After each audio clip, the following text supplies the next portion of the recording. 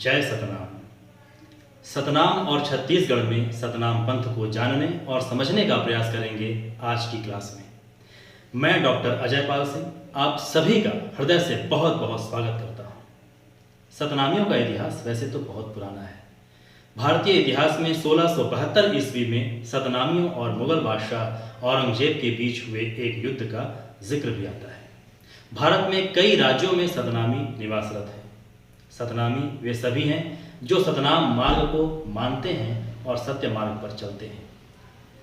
छत्तीसगढ़ में सतनाम पंथ के प्रवर्तक बाबा गुरु घासीदास जी को माना जाता है।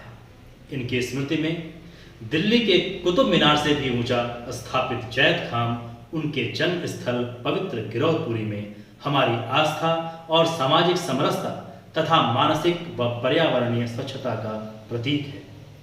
यह 77 मीटर ऊंचा है, जिसे हम 243 फीट ऊंचा भी कह सकते हैं। इनके नाम पर हमारे राज्य का पहला और फिलहाल एकमात्र केंद्रीय विश्वविद्यालय गुरु घासीदास विश्वविद्यालय 1883 ईस्वी में छत्तीसगढ़ की संस्कारधानी और न्यायधानी बिलासपुर में स्थापित किया गया।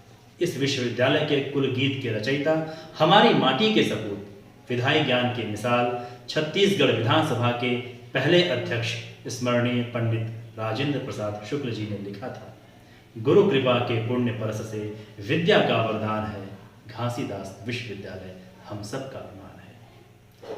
आइए जानते हैं समाज सुधारक बाबा गुरु घासीदास जी और सतनाम पंथ को। गुरु घासीदास जी का जन्म 18 दिसंबर 1756 ईस्वी को गिरौदपुरी में हुआ था।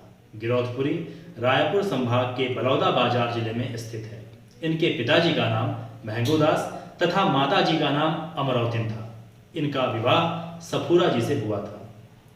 बाल्यकाल से धार्मिक प्रवृत्ति के कारण घासीदास जी सामाजिक कुरीतियों के खिलाफ जन जागरण करना चाहते थे। इसके लिए सत्य की खोज और ईश्वर की उपासना के लिए उड़ीसा में स्थित प्रसिद्ध आस्था के केंद्र जगन्नाथपुरी के लिए वे निकल पड़े।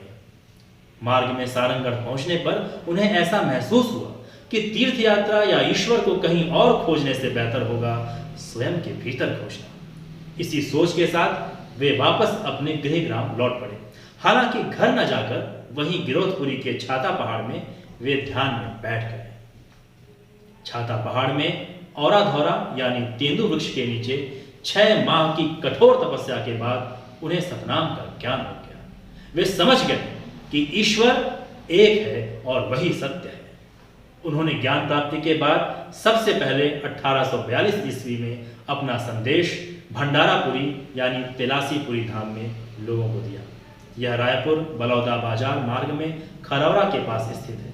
इन्होंने कहा, मनखे मनखे एक बरोबर यानी प्रत्येक मनुष्य एक समान है। वे कहा करते थे, दूसरों के धन को पत्थर के समान समझो, कभी चोरी न करो, जीव हत्या मांस भक्षण बंद करो, मनुष्य मूलतः शाकाहारी है, नशा सेवन मत करो, स्वच्छता का ध्यान रखो, सतनाम घट घट में बसा हुआ है। वे ईश्वर की खोज के बारे में कहते हैं कि ओला खोजे कहाँ जावे रे, वो तो भीतरे छे, यानी जिसे हम बाहर ढूंढ रहे हैं वो तो हमारे अंदर ही है और वही एकमात्र सत्य सतनाम है। संत गुरु घासीदास जी ने सामाजिक कुरीतियों के खिलाफ कई संदेश दिए, जिनमें प्रमुख रूप से हम 7 संदेशों को मानते हैं। पहला, सतनाम पर विश्वास। दूसरा, मूर्ति पूजा का विरोध। तीसरा, जाति प्रथा का अंत। चौथा, अहिंसक होना। पांचवा, व्यसन यानी बुरी आदत जैसे नशा इत्यादि से मुक्ति। छठा, पर स्त्री गमन अनुचित। सातवां, दोपहर में खेत नहीं जोतना ताकि बैलों को कष्ट न हो। गुरु घासीदास जी के जीवन से जुड़ी कुछ चमत्कारिक घटनाएं भी जनश्रुतियों में व्याप्त हैं।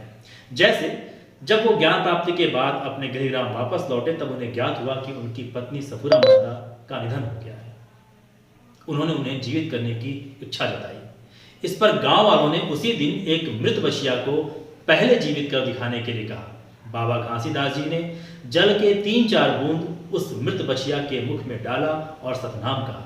बछिया देखते ही देखते जीवित हो गई। लोगों का उनके ज्ञान और तप पर विश्वास बढ़ गया।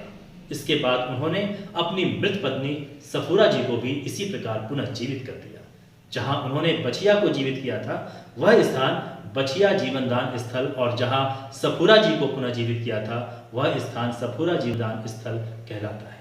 जिस जलकुंड से वो जीव जंतुओं के रोगों का निवारण करते थे वह आज अमृत कुंड के नाम से पूजनीय है। एक अन्य आस्था का जलकुंड चरण कुंड कहलाता है। मान्यता है कि जब ज्ञान प्राप्ति के बाद वो वापस लौटे गिरौदपुरी धाम तो उन्होंने उसी जलकुंड में अपना चरण धोया था। छाता पहाड़ में एक बाघ पंजे के दिखने की बात भी लोग कहते हैं, जो इस बात का प्रतीक है कि ज्ञान प्राप्ति के कठोर प्रयास में यदि बाघ यानी मृत्यु तुल्य समस्या भी आ जाए तो धैर्य से, हिम्मत से और स्वयं पर अटूट विश्वास से वह हमें कोई हानि नहीं पहुंचा सकता। ईश्वर यानी सतनाम पर आस्था ही हमें अपने लक्ष्य तक पहुंचा सकती है। सन 1850 ईस्वी में गुरु घासीदास जी ने समाधि ली। जीवन भर ज्ञान का आलोक बिखेरता वह व्यक्तित्व आज भी अपनी स्मृतियों में हमें सन्मार्ग पर चलने की प्रेरणा प्रदान करते हैं। इनके बाद सतनाम पंथ के उत्तराधिकारी इनके पुत्र बालकदास जी हुए। आप यह ध्यान रखें कि छत्तीसगढ़ की संस्कृति का अभिन्न हिस्सा पंथी नृत्य सतनाम पंथ यानी गुरु घासीदास जी से ही संबंधित है। छत्तीसगढ़ शासन ऐसे व्यक्तित्व की आलोक रश्मि को जन जन में प्रवाहित करने के उद्देश्य से 18 दिसंबर को प्रतिवर्ष शासकीय अवकाश घोषित किए हैं। साथ ही साथ इनके नाम पर हर वर्ष पुरस्कार दिया जाता है। इसी बहाने हम इनके कृतित्व व व्यक्तित्व के प्रति कुछ ही क्षण सही परंतु ध्यान करें और उनसे प्रेरणा लें। जय सतनाम। धन्यवाद। स्वस्थ रहिए, मस्त रहिए।